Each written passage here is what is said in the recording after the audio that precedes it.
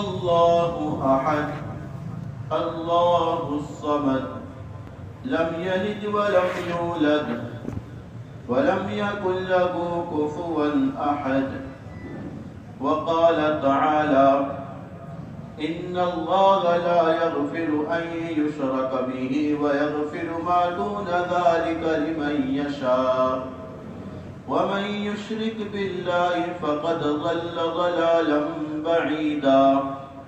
صدق الله العلی العظیم. میرے بزرگوں عزیز ساتھیوں، سب سے بڑی عبادت توحید ہے. اللہ کو ایک ماننا، اللہ کے ساتھ کسی کو شریک نہیں کرنا، یہ سب سے بڑی عبادت ہے. اور سب سے بڑا گناہ شرک ہے. اللہ کی ذات و صفات میں کسی کو شریک بنانا، یہ سب سے بڑا گناہ عظیم ہے. اس لیے دنیا بھی تو قائم ہے، وہ صرف توحید کی بنیاد پر قائم ہے. جب توحید اس دنیا سے ختم ہوگی، اللہ تعالیٰ دنیا کو بھی ختم فرما دیں گے. اللہ کے نزدیک توحید کا یہ مقام ہے کہ ہر نبی کو توحید کی دعوت لے کر اللہ نے بھیجا ہے. ہر نبی توحید کی دعوت لے کر آیا کہ لوگوں میں جا کر یہ دعوت دو، اللہ ایک ہے، اللہ کے علاوہ کوئی معبود نہیں. ہر نبی کی یہ دعوت، ہر نبی کی. اللہ نے قرآن کو جن مضامین پر اتارا، اس میں سب سے زیادہ مضامین اور سب سے زیادہ عناوین جس کے ہے وہ توحید ہے. انما الہکم الہ واحد، تمہارا معبود ایک معبود ہے، تمہارا اللہ ایک ہے، اس کے علاوہ کوئی معبود تمہارا موجود نہیں.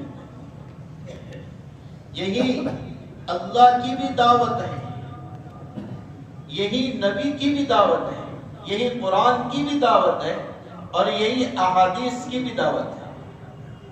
ایک اللہ کو ماننا، اس پر ثابت قدم رہنا. ہاں، ماننا بھی بڑی نعمت ہے، اور اس پر باقی رہ کر چلے جانا یہ بھی بڑی نعمت ہے. کیونکہ یہ کامیابی موقوف ہے اس کو ساتھ میں لے جانے پر. اس لیے نبی اکرم صلی اللہ علیہ وسلم نے بہت ساری احادیث میں یہ بات ذکر فرمائی، جس کا انتقال اس حالت میں ہوا کہ وہ اللہ کے ساتھ شرک نہیں کرتا ہو، اللہ کے ساتھ کسی کو معبود سمجھتا نہ ہو. اس حالت میں جس کی وفات ہوئی، اللہ اسے جنت میں ضرور ڈالیں گے، چاہے پہلے ڈال دیں یا اس کے گناہ کی سزا بھگتنے کے بعد ڈالیں. لیکن جنت ہے اہل ایمان کے لیے، اور جنت حرام ہے اہل شرک کے لیے. انه من يشرك بالله فقد حرم الله عليه الجنة ومأواه النار وما للظالمين من انصار. جس نے اللہ کے ساتھ شرک کیا اس پر جنت حرام ہے، اس کا ٹھکانہ جہنم ہے، اور اللہ تعالیٰ ظالموں کا یعنی مشرکوں کا مددگار نہیں. چاہے تمہیں ظاہراً نظر آئے ساری طاقتیں ان کے ساتھ، ساری عدالتیں ان کے ساتھ، سارا میڈیا ان کے ساتھ، خفیہ ایجنسی ان کے ساتھ، یہ ساری ظاہری طاقتیں ان کے ساتھ ہے. اللہ فرما رہا وَمَا لِلظَّالِمِينَ مِنْ أَنصَارٍ. قرآن کا یہ وعدہ ہے ان کی مدد کرنے والا کوئی نہیں. یہ تو کاغذ کے پرزے ہیں، ایک ہوا میں اڑ جاتے ہیں. اللہ نے ہمیں سمجھایا ہے. اس لیے بزرگوں دوستو، ایمان کی حفاظت اور شرک سے براعت میری بھی ذمہ داری اور میری یہ ذمہ داری اپنے نسلوں کی ایمان کی حفاظت اور شرک سے دور رکھنا. شرک اللہ کو بڑا ناپسند ہے، اس لیے اللہ نے بہت جگہ شرط لگا دی شرک سے بچنے کی. شرک سے بچیں گے تو ایسا ہوگا. جیسے ایک مسئلہ ہے، اگر کسی جنازے کی نماز میں 40 ایمان والے شریک ہوں اور وہ 40 کے 40 مل کر اس میت کی مغفرت کی دعا کرے. سمجھے؟ نبی اکرم صلی اللہ علیہ وسلم نے فرمایا یہ 40 جو جنازے کی نماز ادا کر رہے، اللہ ان کی مغفرت سے اور ان کی دعائیں مغفرت سے میت کی مغفرت فرما دے گا، لیکن شرط یہ ہے وہ 40 کے 40 شرک سے بچتے ہو. جو مغفرت کرنے والے، جو پیچھے نماز پڑھنے والے، وہ پکی ایمان والے ہیں، پکی توحید والے ہیں اور پکے یقین والے ہیں. تو ان کی مغفرت کی دعا کا اثر یہ ہوگا اللہ اس میت کی مغفرت فرما دیں گے. اس لیے فرمایا جنازوں میں اہل اللہ کا ہونا، جنازوں میں علماء کا ہونا، جنازوں میں اللہ کے ولیوں کا ہونا، مضبوط ایمان والوں کا ہونا میت کے مغفرت کی نشانی ہے، کیونکہ وہ ان کی مغفرت کی دعا اللہ کے نزدیک بڑی اہم ہے. اس لیے ایک مسئلہ اور بتایا. نبی اکرم صلی اللہ علیہ وسلم نے فرمایا میرے لیے ساری زمین سجدے کی جگہ ہے، تم جہاں چاہیں سجدہ کر سکتے ہو. ہر جگہ جعلت الارض طہورا ومسجدا، ساری زمین میرے لیے مسجد ہے اور پاک ہے سوکھنے کی صورت میں. لیکن 2 جگہ نماز پڑھنے سے منع کیا گیا سرزمین پر. نمبر 1 حمامات یعنی ناپاک جگہ، وہاں نماز نہیں پڑھ سکتے، سجدہ نہیں کر سکتے ناپاک جگہ پر. اور دوسری جگہ قبرستان، یہاں پر نماز کو منع کیا گیا. کیوں؟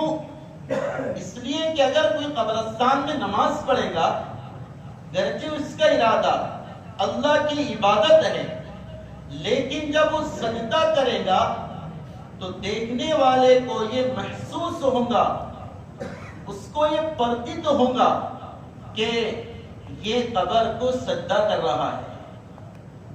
یہ قبر کو کیا کر رہا ہے؟ سجدہ کر رہا ہے.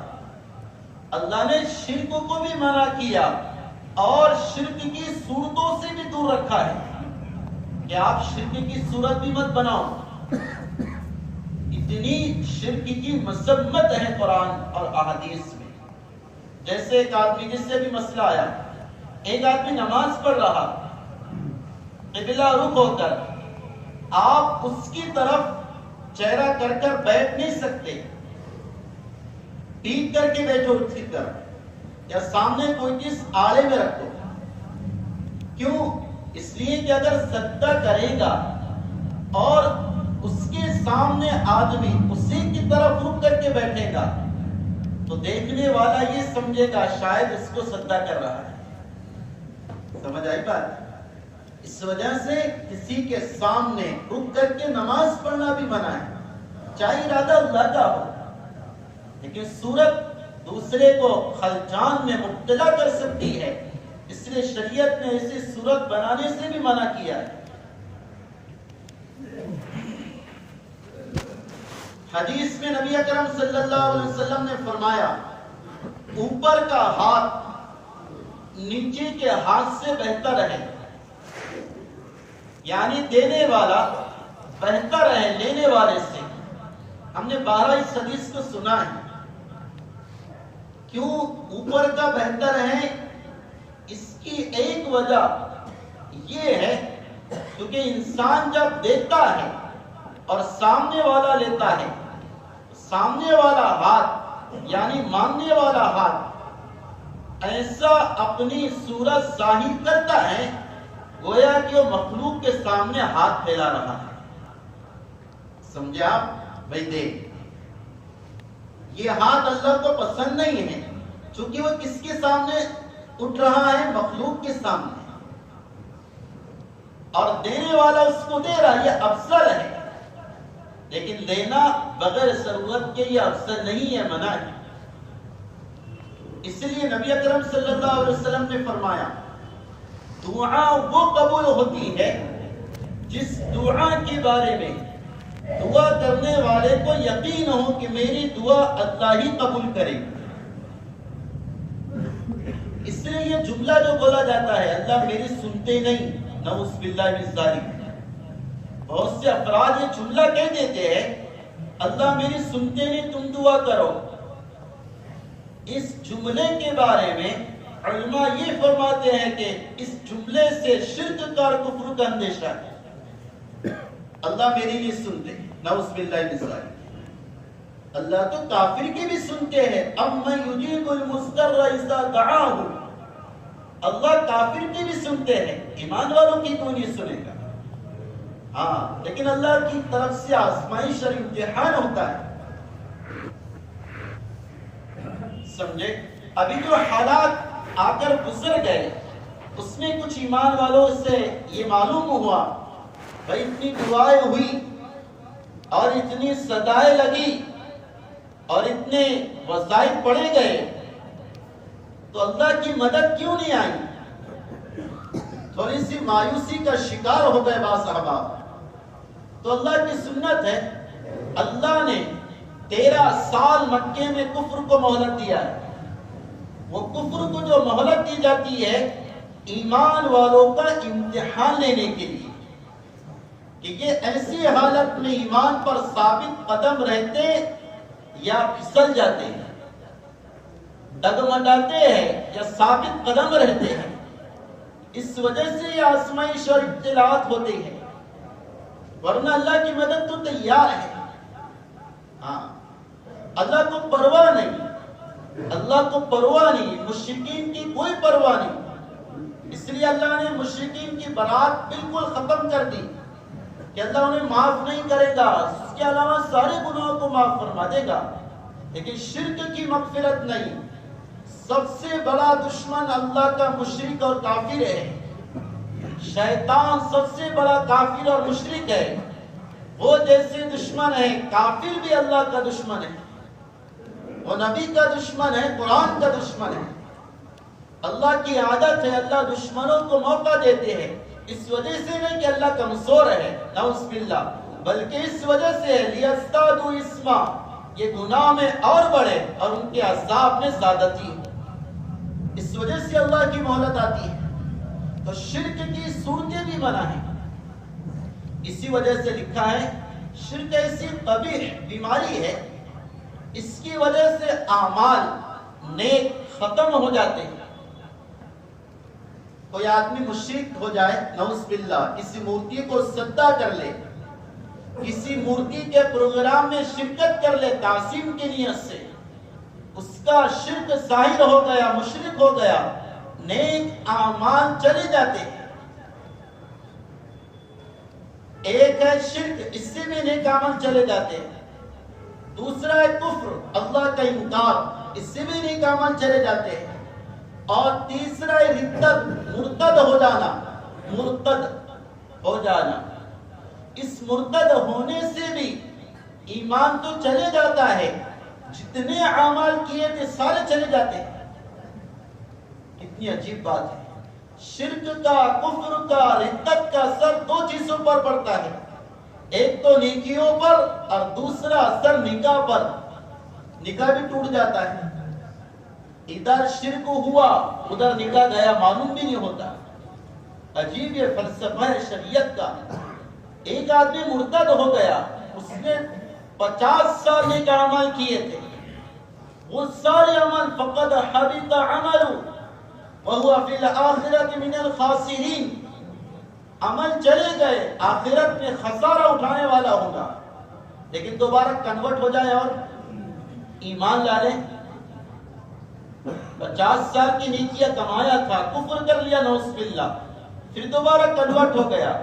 اس بارے میں بعض علماء کی رائے تو یہ ہے کہ دوبارہ کنورٹ ہونے سے اور اسلام میں آنے سے اس کے گناہ تو معاف ہوں گے, لیکن نیکیاں دوبارہ نہیں آئیں گی. نیکیاں دوبارہ نہیں آئیں گی. ہاں, بڑے بڑے اعمال تھے, حج کیا تھا, زکات دیا تھا, روزے رکھا تھا, صدقات کیا تھا, نمازیں پڑھا تھا, صرف ایک گناہ کبیرہ سے, شرک سے سارے چلے گئے. اس لیے ایسا یہ کبھی گناہ ہے. نبی اکرم صلی اللہ علیہ وسلم نے اس کو بڑا مہلک گناہ شمار کیا ہے کہ چند گناہ ہلاک کرنے والے ہیں. ان میں سے سب سے بڑا گناہ شرک ہے, اللہ کے ساتھ ذات صفات میں شریک کرنا, یہ بڑا گناہ ہے. اور شریعت نے جیسے شرک کی وجہ سے عمل پورے ضائع ہو جاتے ہیں, اسی طرح کچھ اعمال ایسے ہیں جو شرک تو نہیں ہیں, لیکن ان کی وجہ سے بھی کچھ اعمال ضائع ہو جاتے ہیں. ان میں سے پہلا عمل ریاکاری. اگر کوئی ریاکاری کرے گا, دکھلاوا اور شہرت کی نیت سے نیک عمل کرے گا, اس کا عمل ضائع ہو جائے گا, عمل حق تو ہو جائے گا, ثواب کے اعتبار سے ختم ہو جائے گا. اس لیے ہمارے نبی نے فرمایا, مجھے سب سے زیادہ خوف میری امت پر شرک خفی کا ہے, یعنی ریاکاری کا ہے. ریاکاری.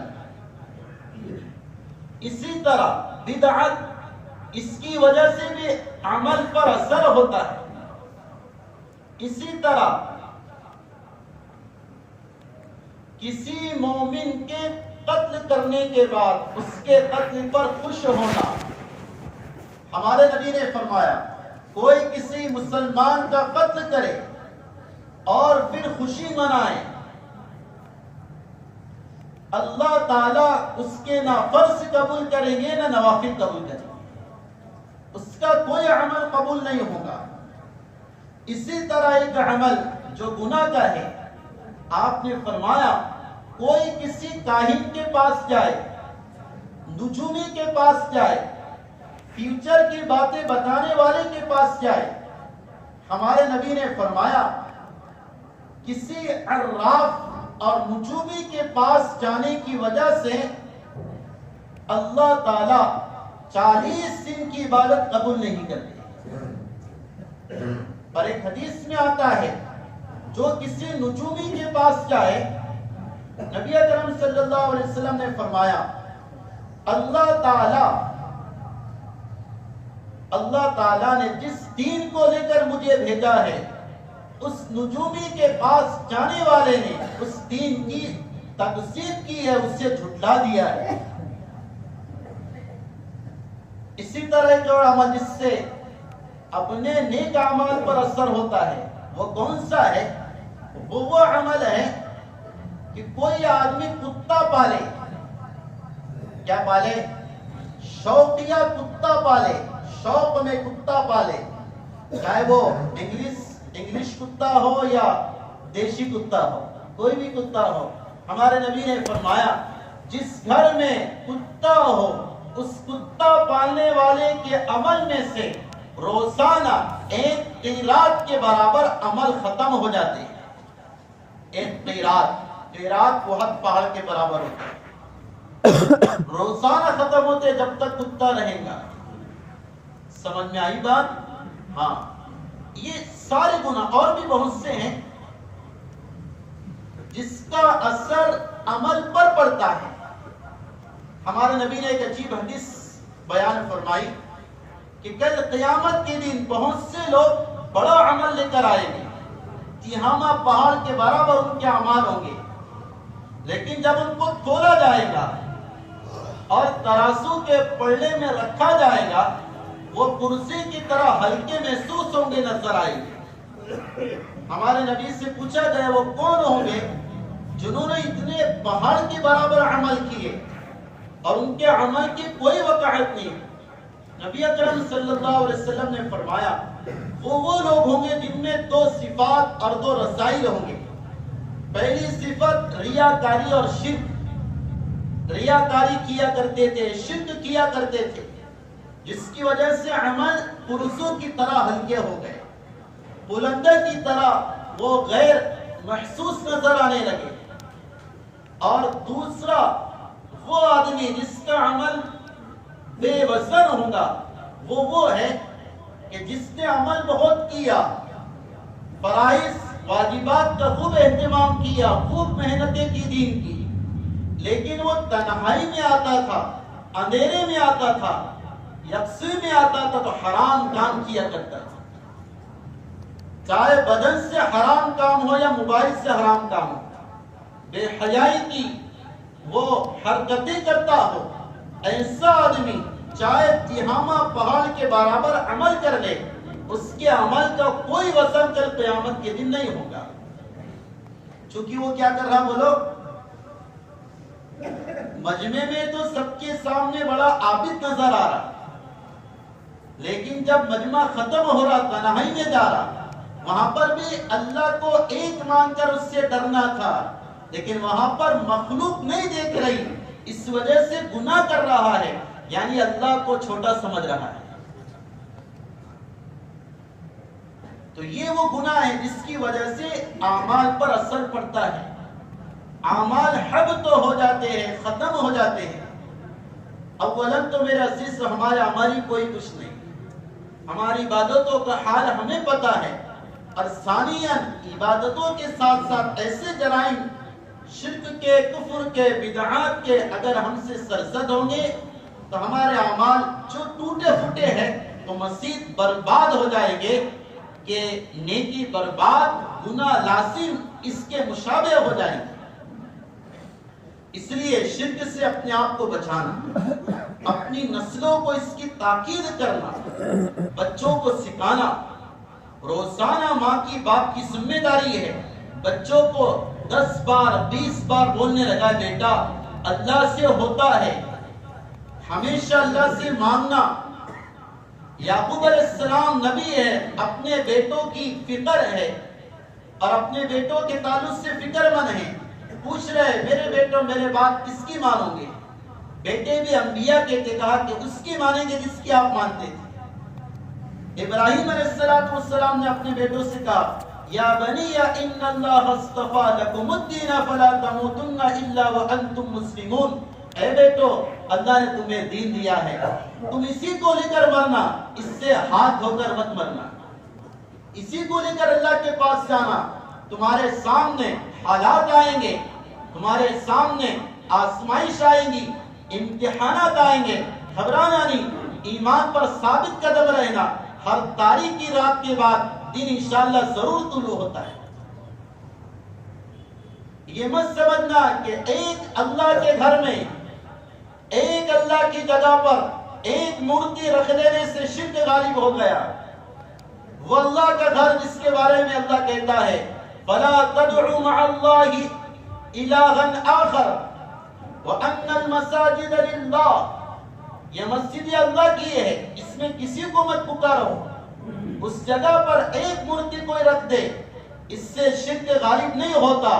اور مسلمانوں 1400 سال پہلے کی تاریخ دیکھو، بیت اللہ ہے، کعبۃ اللہ ہے، اللہ کی توجہ کا مرکز ہے، اس میں مشرکین نے 360 بتوں کو رکھ دیا تھا، تو بھی شرک غالب نہیں ہوا، توحید کا سورج طلوع ہوا۔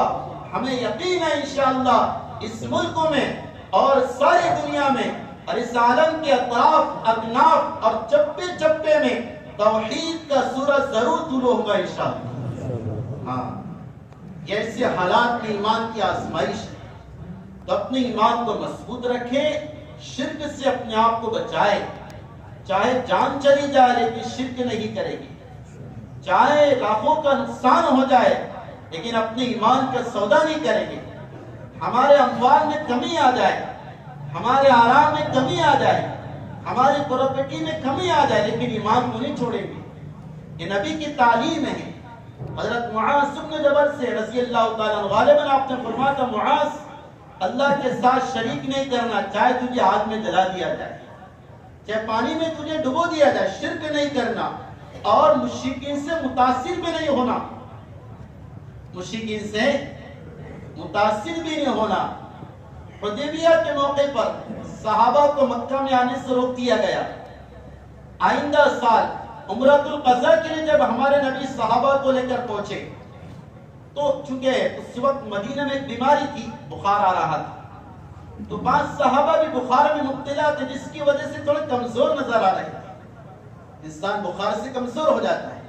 جب یہ صحابہ کرام بیت اللہ کا طواف کر رہے تھے تو مشرکین نے مذاق اڑایا کہ دیکھو جو مدینہ ہے، جو ایمان کا مرکز ہے، اس نے انہیں کیسے دبلا پتلا کر دیا۔